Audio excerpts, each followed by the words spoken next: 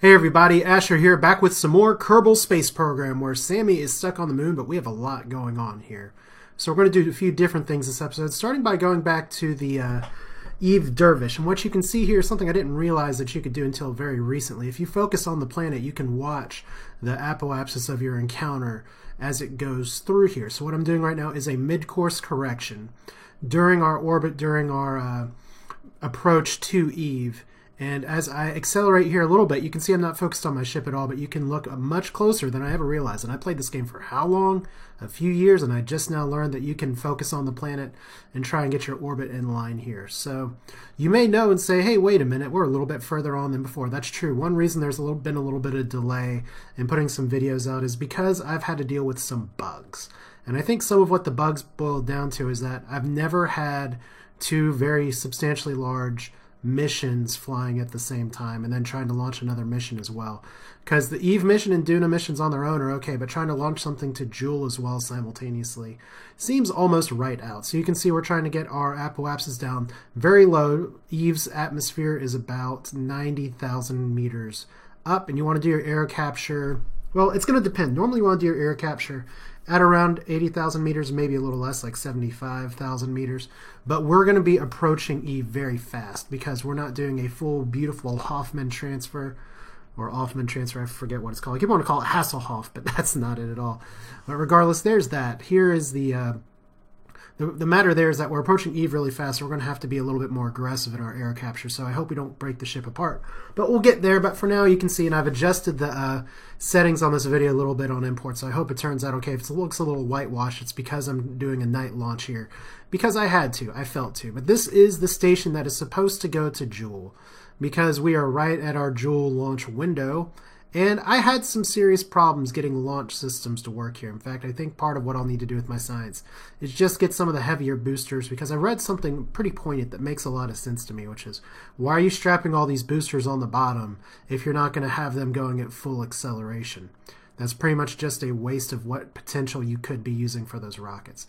And you can see that my solution here is going to be just to add on more boosters. But right there, we have one Rockamax trying to push out a full space station. This isn't something that's going to be assembled in the atmosphere. It's something that's just going to be launched from space. I'm going to go ahead and ditch this, and you can see I have a bunch of heat shields. I have some nuclear engines. It's pretty ugly. And unfortunately, you can see right here that we have nuclear engines that can I use them for support. Like I said, they're going to be a little bit brighter just from some After Effects here. And here we go. Oh, lose control because I don't have thrust vectoring on anything except for the Rockamax rocket. And that is 16 nuclear engines all firing their liquid fuel, and we are going to be going in for a crash landing. This could have drastic environmental consequences for the planet Kerbin. It's not just any rocket, it's 16 nuclear rockets all going to hell. So my solution here is just to try and burn off as much fuel as I can, put it in the air instead of putting it in the water system. This could, considering this is actually the second failed launch I had, that'll be 32 nuclear rockets thrown into the ocean here. Could be that we may have to start looking for a new home for these guys. So that is complete re-entry fire. And I want you to pay attention to what happens with the re-entry fire here, because this ship's goal is to be able to aero capture through Jool, okay? And it may be able to do that. I'm not quite sure. But you can see the ablative heat shields are not taking much abuse, even though we're in the lower atmosphere, even though I'm burning the engines. I'm giving them all she's got, Scotty, or not Scotty, but Captain. Even though this is a drone ship, there's nobody that's alive on. I didn't even get to go over really some of the special features of the ship, but that's because we'll get there eventually. Like I said, this is my second failed launch, and this cost about 500,000 Kerbucks per go. So I guess that's what happens. The tourists are still sitting in their room waiting to go on their tour. Sammy's on top of the moon. And I've had a few bugs here and there. We're going to see, actually, this is another bug landing here in a little bit. There's been some really, really strange things happening lately with this game, and I don't know. It's not stuff that I ran into before, but you can see right now we're just accelerating as hard as possible into the ocean. Ready? We're just about out of fuel. There we go. Fuel is spent. Here we go into the drink, and boom. Splash, and things shoot up. And I'm just going to focus here on two fuel cells that are just shooting up. And I apologize for a little bit of the graininess of the video. Like I said, it's a nighttime launch. not a lot I can do here, but look at the apoapsis for all these things that are shooting up. This is essentially 500,000 Kerbucks worth of skipping rocks, except these are 2 fuel cells. They were inside a service bay before, and just suddenly, that happened. I'm doing this 3 times hard acceleration afterwards, but there was a very sudden clip where my fuel cells went from they're flying up to they are suddenly out of the atmosphere and escaping. You can see the velocity vector hasn't changed. Well, the vector's changing quite a bit, but the listed velocity on the nav ball isn't changing. We're zooming all the way out, and then we're going to be in an orbit around the sun, possibly even a crash course into the sun, depending on what happens. But I don't know what happened here, but yeah, just fun, interesting, weird stuff. You crash something and your fuel cells go off into space, so maybe that's a successful launch. Regardless, I did eventually get the Joule station up there. So what we're going to be doing here is something that I don't think I've shown in this series yet, but I know some people are curious about. This is a refueling mission. This is what I do to try and refuel my ships up there. I'll launch some of these or a few of these up there. I kind of do this off camera because it's pretty standard. Also because it gets a little annoying because I still haven't... Well, okay. My old design was a bit better because I didn't have as efficient rockets, and quite frankly, it was usually just the big orange tank that I had to worry about. But this got a lot more annoying because I have more efficient rockets. I didn't have RCS thrusters put appropriately, which means that anytime I try to fire to do docking maneuvers, my ship gets out of sync. You want to put your RCS thrusters evenly either on top of the center of mass, or because the center of mass for what I have remaining is pretty much where the drone bay or the drone core and the docking port is in the middle there. What we turn into is, as we're just going to be getting into a second orbital maneuver for this, what we get into problems with is that anytime I try and do maneuvers here, this is a bottom-heavy ship because the RocketMax rocket that's going to remain. You see I'm going to fire here early. That's just from knowledge and experience, knowing these other engines are going off and kind of what the RocketMax has left. There's no hard calculations. It's just kind of having to feel it. And I don't hit it perfectly, but I hit it good enough to where I can do my usual burn around once and then do a quick burn. And you can see I test with the maneuver nodes here just to make sure I get an encounter there. As long as I burn prograde, and notice I turn off the maneuver nodes. I like doing that for docking maneuvers and things like this because I can just fire the engines very slightly and adjust it to how I need to. I do have RCS thrusters as well, which you see I fire those there just to fine tune everything. Now these are not going to end up like super close, super happy together, but they will get close enough. Now the other thing is that I don't mind doing this kind of refueling mission. I was originally just going to try and shoot the Joule station on the way out, but when Kerbal Alarm Clock said, okay, this is the time when you should be firing for Joule, which you can see that I've taken that off, or very close to that point right now, the moon was in the way. Like the perfect phase angle and everything, just trying to fire off to go directly to Joule would have me in a direct collision course with the moon. So I had to wait for one more rotation around the planet or more.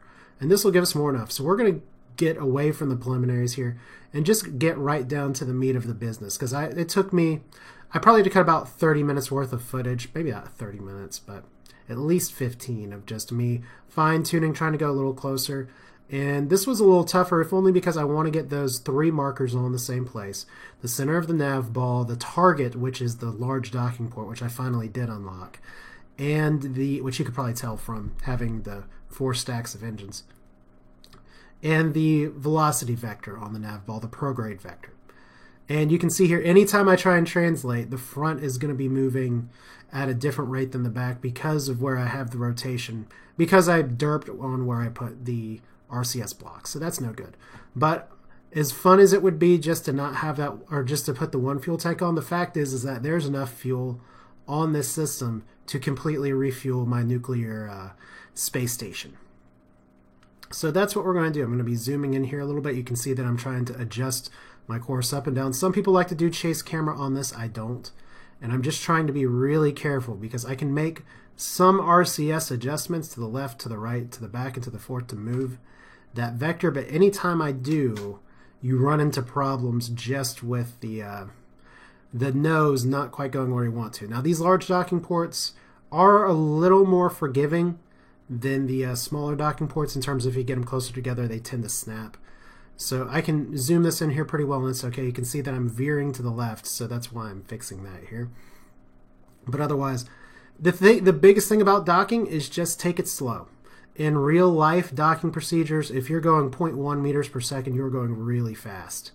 Really, really fast. And that's real life space docking. So for here, 0.1 meters per second, 0.2, 0.3 is probably way too fast as well, but I'm impatient, and there we go. Just waiting for the magnetic action to take hold, and we have connection.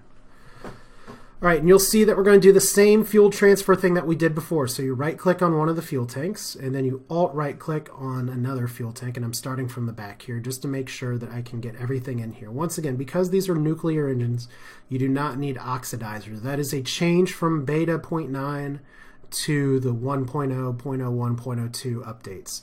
The nuclear engines only take liquid fuel now, which makes sense because it's not really combustion that they're doing. I mean, I don't know the hard science about it because it's Kerbal science. But at first I was wondering, did I have enough fuel here? But I do actually have enough. I didn't like having to spend so much delta V on the nuclear engines for this system. And that's with strapping on a bunch more boosters to try and get this up here. And I still had to use the nuclear rockets to get out of the atmosphere. And I had a really sloppy orbit at first. So this is a space station that's going to need a redesign. I screwed up here by clicking, I think, an RCS block. It's a little hard for me to see the review video before I actually publish. So we're going to just zoom in a little bit here, do the last of the fuel transfer, and this is how refueling works. I thought it'd be valuable for some of you all to see it, just so you know. If you really feel like it, you can go edit the game file to just type in all the fuel and everything to go in there, and you can deduct your funds accordingly if that's what you want to do. But at least for me, refueling is kind of a way of, okay, this is real life, this is what we got to do. And the only reason I didn't take this to the Skytown Fun Park, which you can see I have in orbit, but I haven't done as much with lately. I was actually going to take this to Skytown until I realized, shit, there's a large docking port. I do not have any large docking ports on Skytown. I'm going to have to fix that. So regardless, here is the last of the fuel. There was fuel remaining, which is fantastic. And now there's little else to do other than decide, do I want to go to Joule now or do I want to wait a little bit? And the goal is going to be to go to Joule now. So I am just sending all the remaining fuel to the back. I could keep this booster up here to do another refuel somewhere, but it's space junk at this point. I could have been more resource efficient and try to connect this to Skytown, but once again, there's no appropriate docking ports. And there are docking ports on the Joule station as well, but you can see right now they're obstructed by nuclear rockets. That's because it's not supposed to be there. But here is the Joule station, which I am actually making a station. It's a drone station. We have no live Kerbals to send there. So while I can do orbital science around Joule, we're going to have to kind of play the game from there. I don't know if that even saying that makes sense at this point. But there are, like I said, there are a few docking ports. There's a few large solar panels, but here's just another view. I like this view. I like things like this where it's just, okay, here's some things that you do in the game that look pretty nice. We have the sunset. We have a few scant clouds over Kerbin, and here is 2 automated ships just doing their drone thing. Nobody else is here. It's like the robots have taken over at Kerbal Space Center. But next we have the burn to Joule. So getting the encounter to Joule, not that hard. I do have a separate tutorial video for going to Joule, which I'll talk about here a little later. But for now, the thing is, it takes about 2,000 extra delta V getting out of orbit. So I'm a little wary about having enough fuel to get there. And I do make another mistake, as you can see. I did have to wait for the moon just to eke out of the way a little bit. I do have the, at viewer suggestions, I do have the radiator / solar panels open to try and disperse heat. But if there's one mistake here, and I'm going to go ahead and spoil a little bit of this video for you, it's that I burn a little too aggressively here. I should have waited for the maneuver node, done one pass, and then do a second pass to get over here. What I do instead is just YOLO it, say we're going to burn it all at once, and by the time I realize maybe I should pull back, I'm already on this escape trajectory out of Kerbin. So look at my first checks here.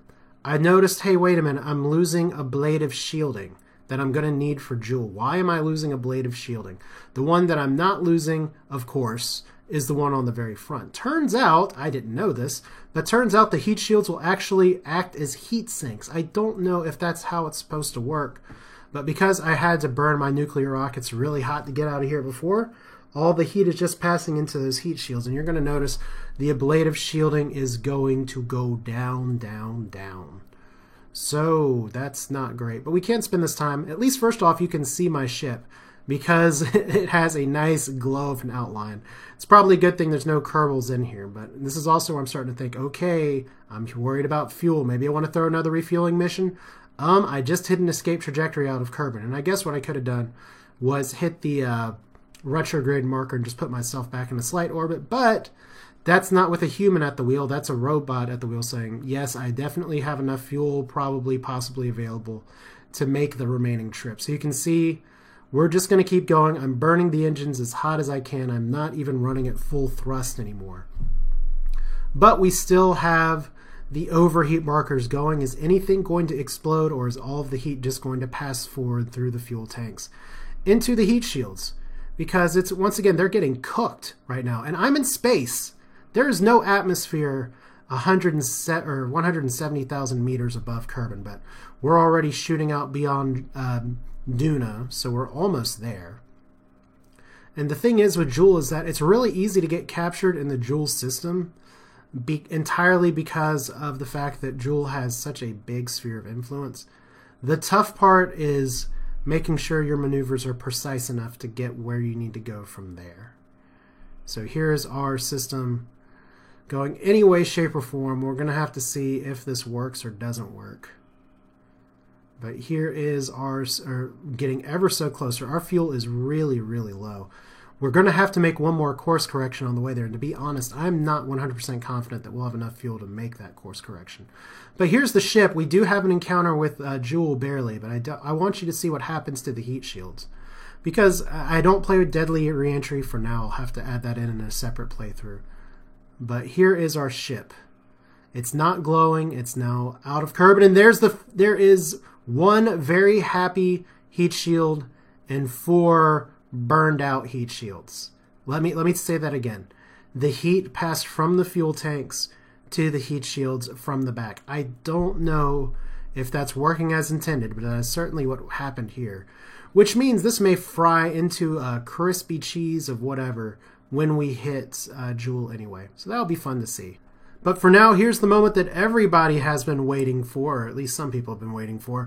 We're approaching Eve with the B team on the Dervish, and that is right, we are getting our final encounter locked into place, just using a little bit of RCS to try and get our altitude down, down, down, and a little dangerous. Now, there is some things to consider here. First off, there are some very good orbital calculators out there that will tell you, not orbital calculators, but calculators available online that will say, you're approaching X planet at Y speed, here's your altitude for the best aero capture.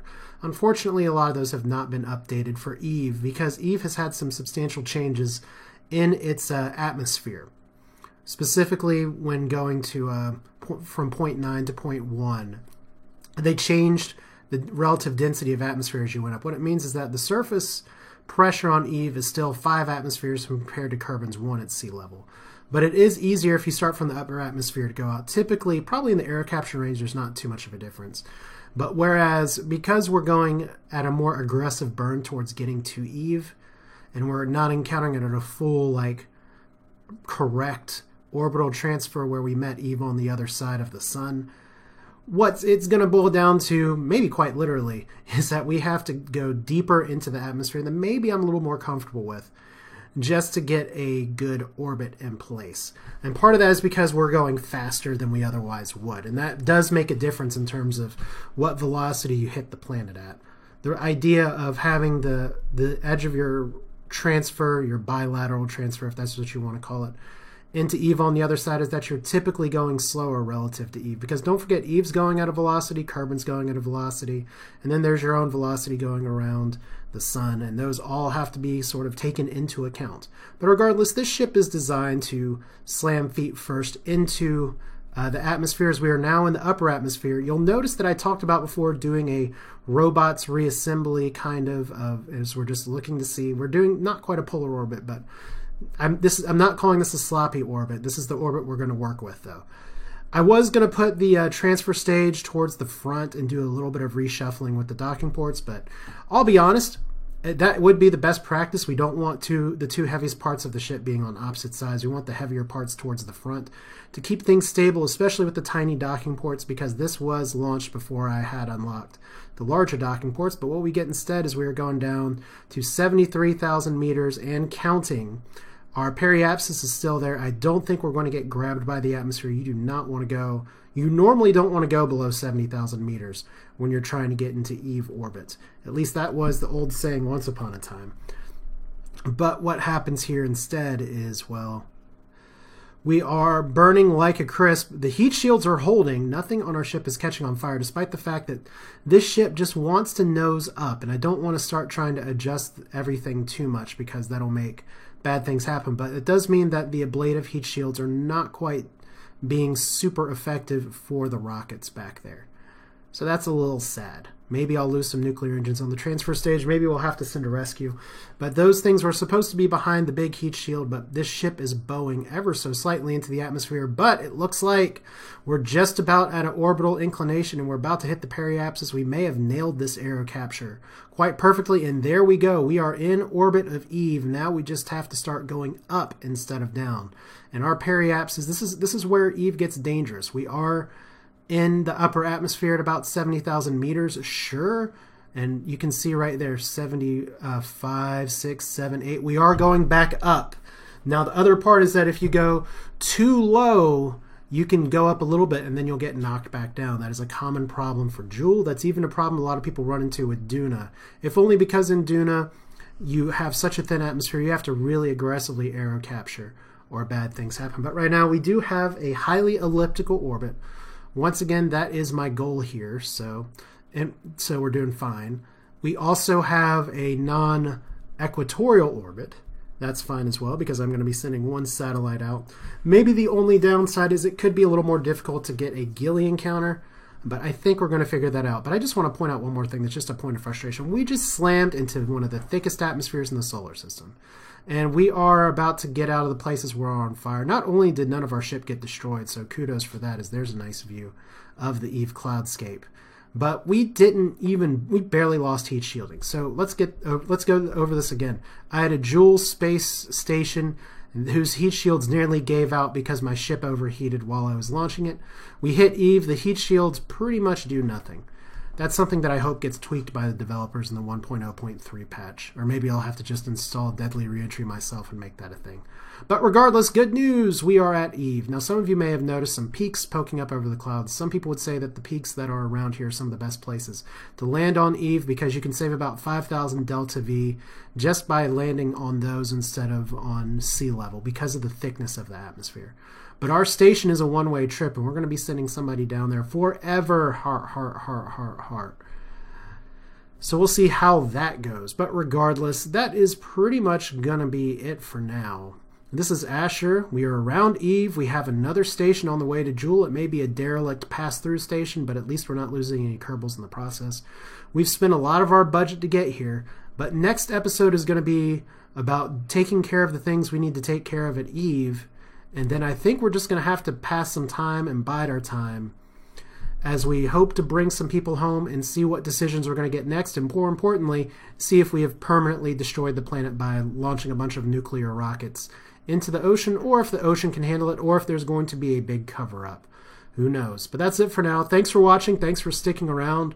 We're at the Purple Planet, and let's get some goody-goody science in the days to come.